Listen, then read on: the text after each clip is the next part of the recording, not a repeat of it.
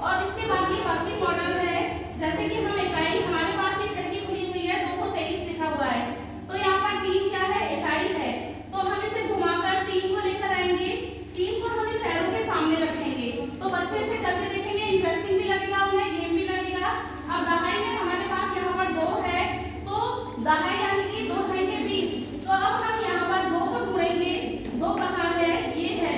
20, तो 20 को